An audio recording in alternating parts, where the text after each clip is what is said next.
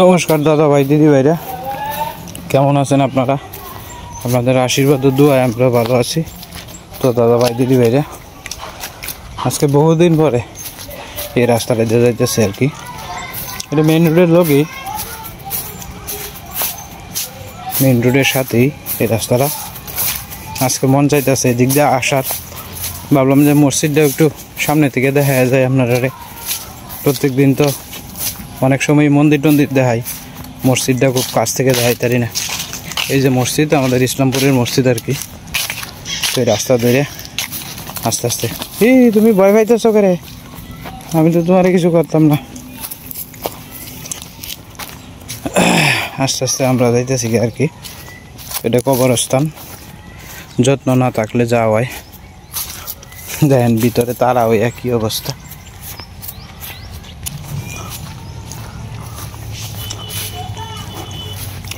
আসলে কেউ মারা যাইলে পরে সন্তানেরা কত সুন্দর করে কবরস্থান ঘুরিয়া সুন্দর করে রাখে, আর কেউ খোঁজখবরও রাখে না। এটাই দুনিয়ার নিয়ম। যাই হোক, আস্তে আস্তে ফসকিসির বাউ করতেছে এইদিকে। খেটে তাল টাল বাইছে, এদিক দিয়ে তো আসা হয় না, অনেকদিন পরে আইতাম। আমি এখন লীলাদিঘির পাড়ের এদিকে দিয়ে যাইতেছি আর কি। তো এদিকে টমেটোর চারা দেখা যায়, ভালোই বড় হয়েছে। এটা টমেটো খেত আর কি, আকবারি দিয়েছে। তার সাথে আসে আপনার পাট শাক, দেশি যে পাট শাক আছে, এই যে দেশি পাট শাক, খুব সুন্দর হয়েছে। মিষ্টি লাউ, এই যে লীলাদিঘি, আস্তে আস্তে লীলাদিঘি হইয়া যাইতেছি আর কি। এই যে চুকাই গাছ, কত সুন্দর চুকাই হয়ে রয়েছে। গ্রামে থাকলে একটা সুবিধা, মনে করেন সবসময় কিছু না কিছু আবাদ করিয়া, যদি জায়গা থাকে তাহলে আবাদ করিয়া খাওয়া যায়। এই যে দেখেন গাছটি কত সুন্দর হয়ে আছে, সারাদিন রৌদ্র লাগে তো এই অবস্থা আর কি। তো যাই হোক, আস্তে আস্তে আমরা সামনের দিকে আগাই। এটা তো লীলাদিঘি, অনেকেই চিনেন এটারে।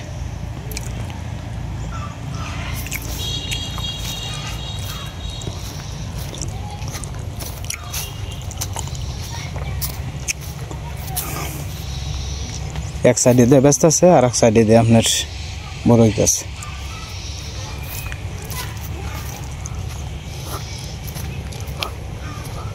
আস্তে আস্তে আমরা আগাইতেছি। এটা হচ্ছে বেগুন ক্ষেত গতবারের, এই এখন পর্যন্তই আছে বেগুন বিক্রি করতেছে টুকটাক। এটা গতবারের গাছ উবরাইছেন না আর কি, এইভাবেই রেখে দিয়েছেন।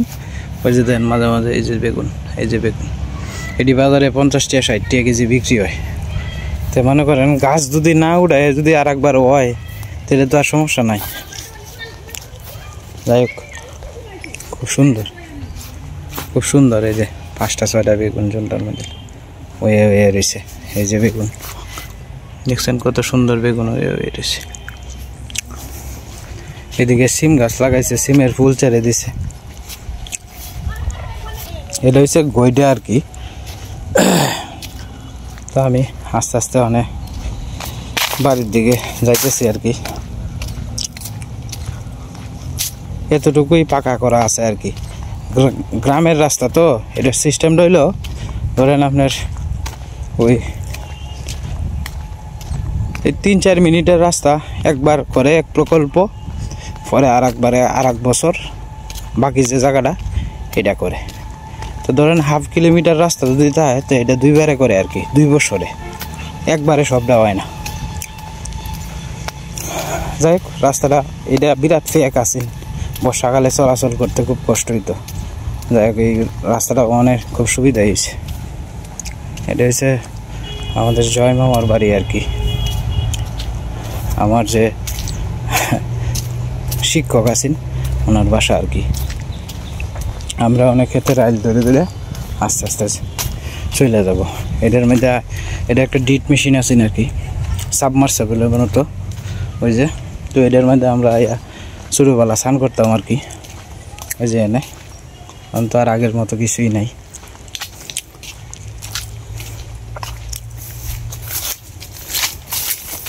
এখন আস্তে আস্তে আমরা দূরে দূরে বাড়ির দিকে চলে যাবো আর কি।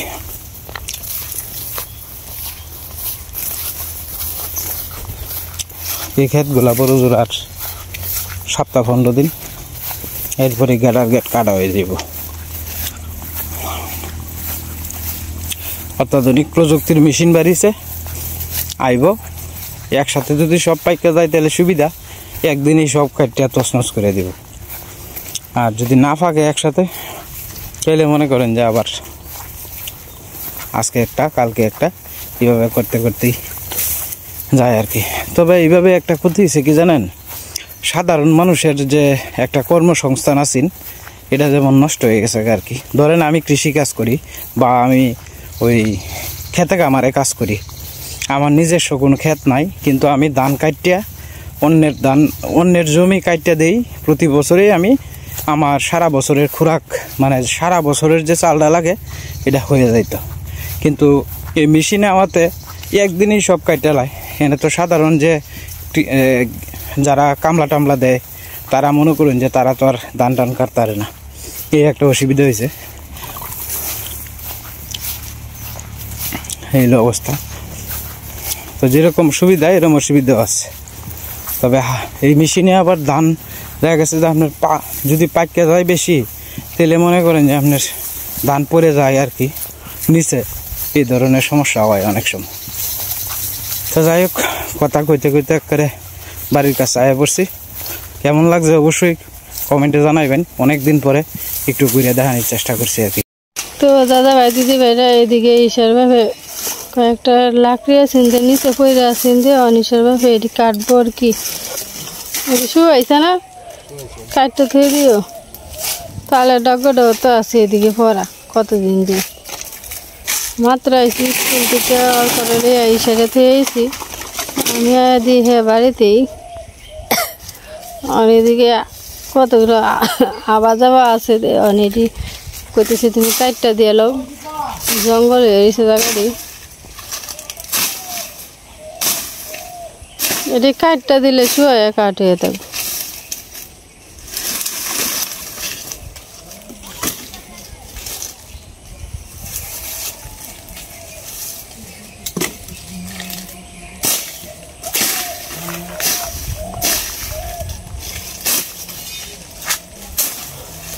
এই কয়েকদিন এই আজকে জঙ্গল কাটতে দিতেছে, আবার 2 দিন পরে এটি আবার বড় হয়ে যাবে জঙ্গল।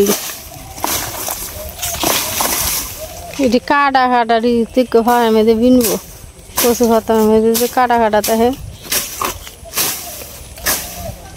এটি করে। এটি তলের ডি নাকি এই সাইডের ডি করো, এই যে ইন্টার ডি।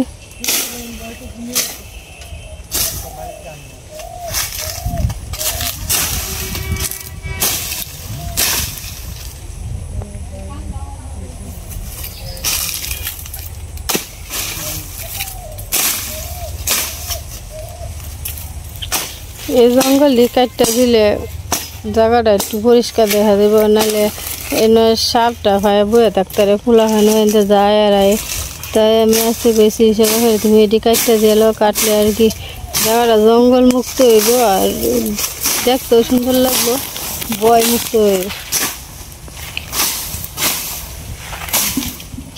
অত নামার দিক না, উপরের দিকে শেষ করে উপরের দিকে আরো নামার দিক করে। বাড়ির থাকলে কত কামই আছে, কামের কোনো শেষ নাই। কয়েকটা তালের ডাগা আছে, এটি কাটন লাগে, এটি পরে কাটবো আর কি। আগে আবার আবার কাটতে দিতেছে।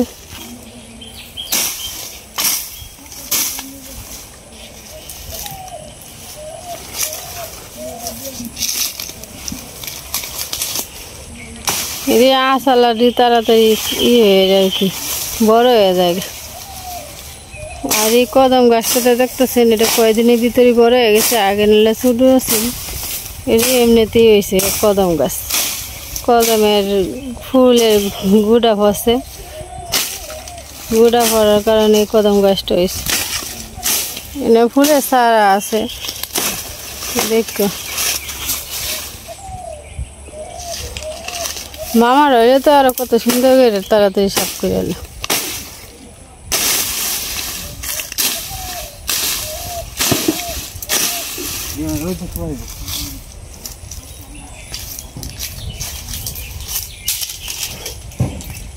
এটা টাক এটার মধ্যে কি তো পারবা খাওয়ানো লাগে হেরে থাকতে তাও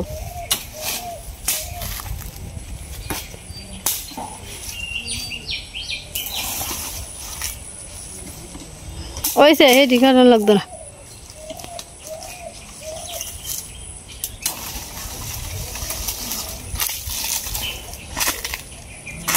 কোদাল দিয়ে শাসন লাগবে তো আমি এদিকে একটু কাটটা তৈছি আর কি এটি রোদ্রে শুকাইব যেটি রোদ্রে শুকাইব আর কি আর বাকি যেটি আছে এটি কোদাল দিয়ে শাসন লাগবো আজকে এতটুকুই করলাম রোদ্রে শুকাইলে পরে আর একবার কোদাল দিয়ে টান দিয়ে দিই আমার কি এখন আস্তে আস্তে এখন তার সিজন তো আস্তে আস্তে বৃষ্টি বাদল কম থাকলেই ধীরে ধীরে কাজ কামটি করন যাইব আর সীমা এদিকে লাকড়িটি ভাঙ্গা তুইতেছে আর কি সীমা এডি সরাও এডি তো দরকার নাই এই ফাতা ঠিকা তেল তেলে এইটা তুই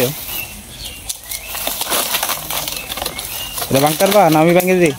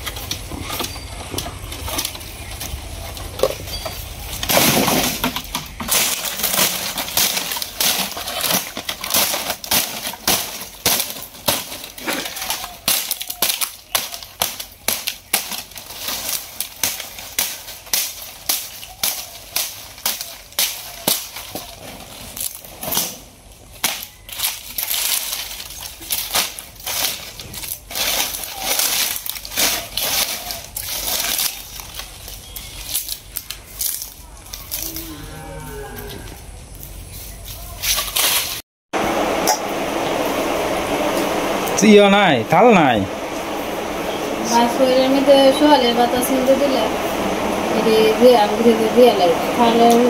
গরম ভাত নাই গরম ভাত ওইছে না একটু ফুটবো ভাত ওইছে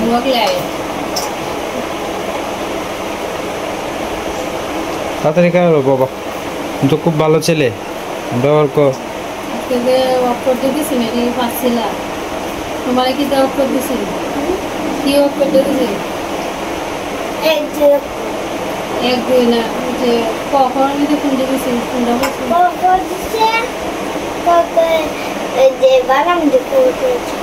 তুমি তো বানাম পাচ্ছো না বাবা আমরা অল্প ফার্স্ট হয়েছি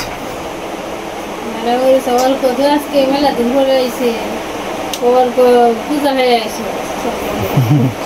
মেলা দিন পরে আমার তো মোবাইলটা নিচ্ছে আসলে একটা গান আছে না কিন্তু গানটা প্রজাপতি গান বাইরে দিছি আমাদের বড় ভাইসা এই যে কল ছড়ায়া পরে নিচে মাটি দিয়া সুন্দর করে আছে এদিকে উনি গাছ ধুইতেছেন আর কি আপনি গাছ ধুইতেছেন হ্যাঁ আপনি গাছ ধুইতেছেন উনি গাছ ধুইতেছেন এবার দোষ করে বালতির ভিত্তিতে তো দোয়ান যায় ফাঁকা হতে না এটার পানি যাইব কই কোন দিক দিয়ে ড্রেন করে দিছস মনগঞ্জ যাইবে আগে তো এই জায়গাটার মধ্যে আসিন তো এই জায়গাটার মধ্যে রান্না করে বানাইছে কিন্তু বাতাস আইতো না বাতাস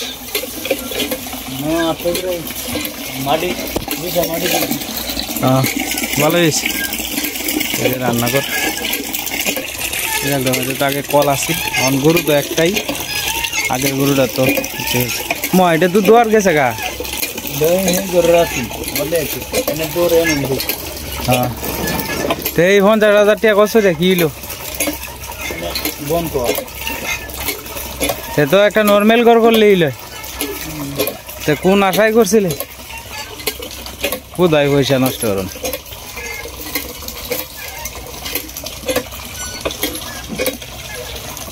কলের ফাঁকা টাক্কা যা আছে সব ভাঙ্গিয়ালছে আর কি ভাঙ্গিয়া কেন নিয়ে দিছে আর কি তো এই যে এদিকে যা আছে জায়গাটা একটু বড় সড়ো হইল মা এদিকে স্নান টান করে মাত্র বইছে আর কি কিতা এটা গাইডও কিতা বাইন জানছো ফুট কই ডেকে লেগিয়া মহাপ্রভুর প্রসাদ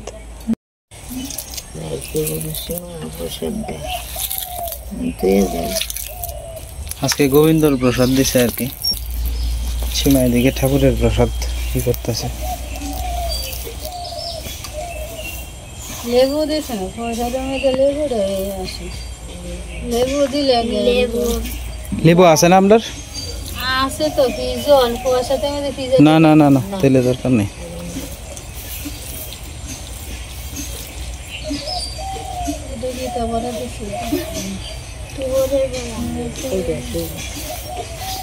তুরের বড়া তুরের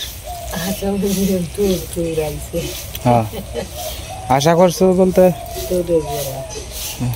দিছে লেবু তুমি দেখছো না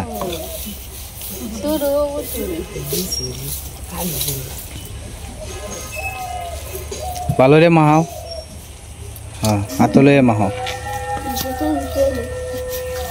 হ্যাঁ জুতা দিয়ে উঠতে এলো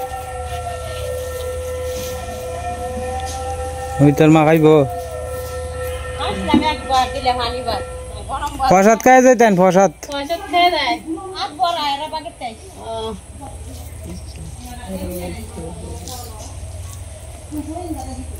কারো কারো ইয়া রাঙাদারের ও দেয়া গেছে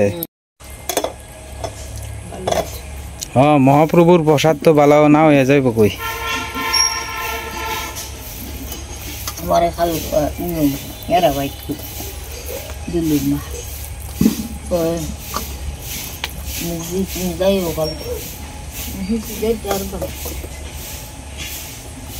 গোবিন্দর প্রসাদ খাওয়া এটা ভাগ্যের ব্যাপার আচ্ছা দাও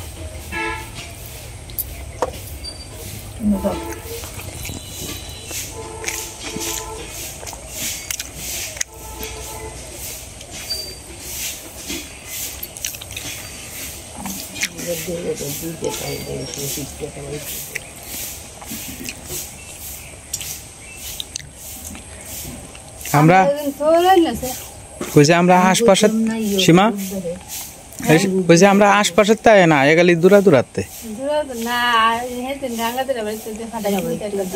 ও দেখেছে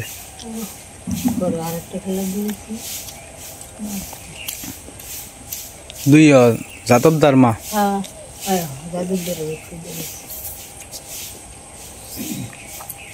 ও গোবিন্দর প্রসাদ খাওয়ান এটা তো একটা ভাগ্য লাগে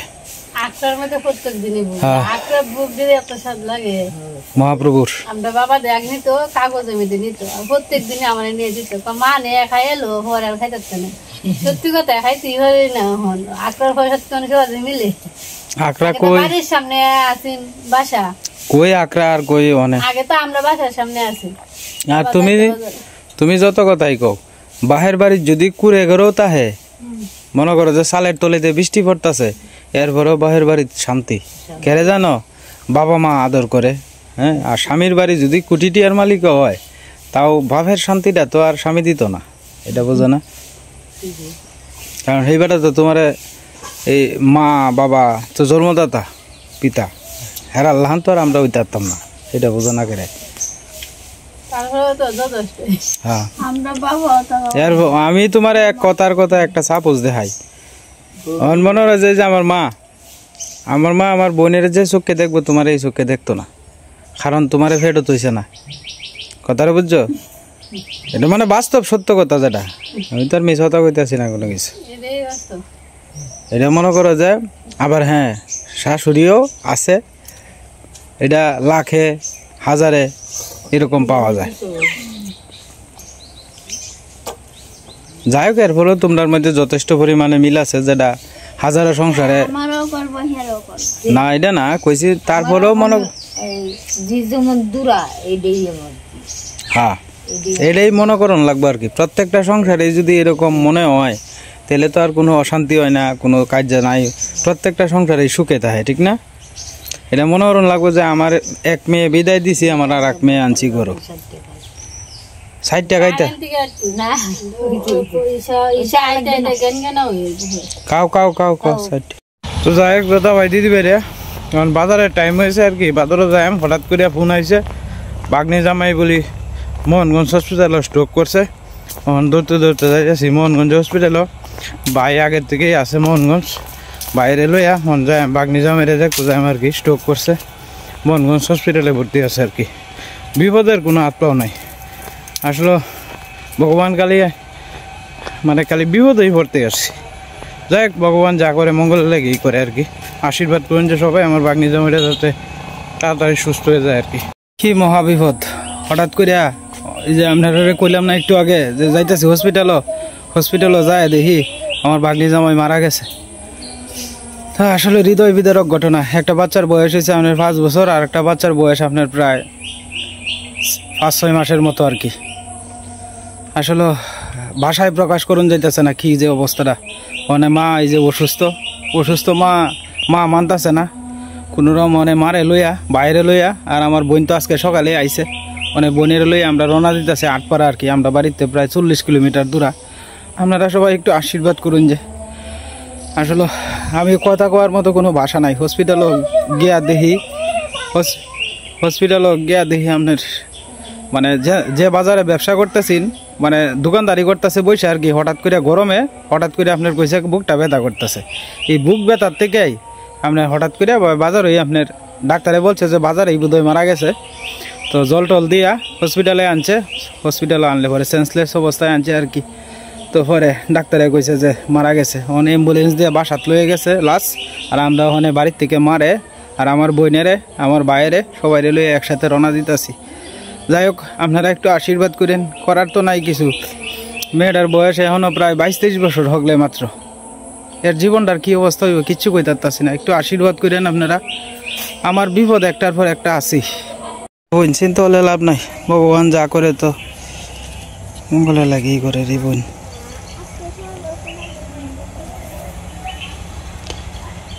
বোনটারও শরীর ভালো না, হ্যাঁ ও অসুস্থ।